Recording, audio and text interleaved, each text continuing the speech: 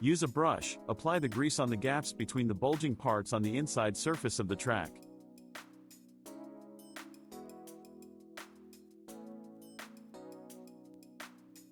Make sure all the gaps are covered by grease.